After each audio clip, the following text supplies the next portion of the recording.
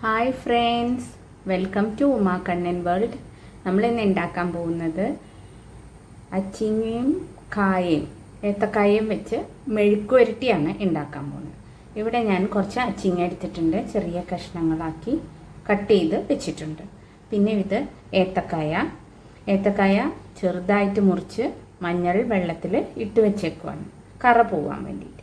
ഇനി നമ്മൾ എന്താ ചെയ്യേണ്ടതെന്ന് വെച്ചാൽ ഏത്തക്കായ സെപ്പറേറ്റ് വേവിക്കണം, അച്ചിങ്ങയും സെപ്പറേറ്റ് വേവിക്കണം. ഇതിൽ കുറച്ച് വെള്ളം ആഡ് ചെയ്ത് മഞ്ഞളും ഇട്ട് ഉപ്പും ഇട്ടിട്ട് രണ്ടും സെപ്പറേറ്റ് ആയിട്ട് നമുക്ക് കുക്ക് ചെയ്ത് ഫസ്റ്റ് എടുത്തിട്ട് വരാം. ഇതിലേക്ക് കുറച്ച് ഉപ്പ് ആഡ് ചെയ്ത് കൊടുക്കണം.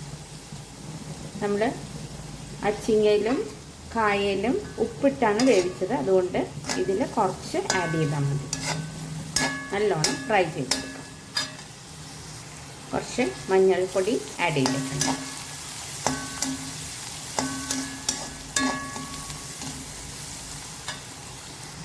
നമ്മുടെ സവാള എല്ലാം ഒരുവിധം നല്ലോണം ഫ്രൈ ആയിട്ട് വന്നിട്ടുണ്ട്. ഇതിലേക്ക് നമ്മളിനി ക്രഷ്ഡ് ചില്ലീസ് ആഡ് ചെയ്യുക. ഇടിച്ച മുളക് ആഡ് ചെയ്യണം.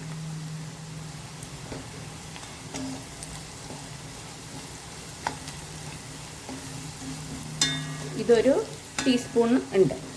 എരിവിനനുസരിച്ചിട്ട് എല്ലാവരും ആഡ് ചെയ്യുന്നുണ്ട്.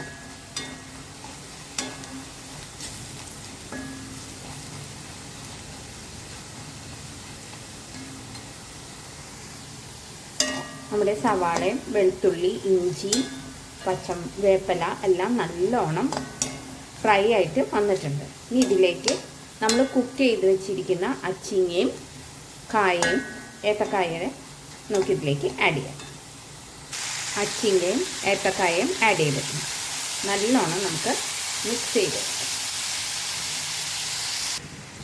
നല്ലോണം മിക്സ് ചെയ്തിട്ടുണ്ട്.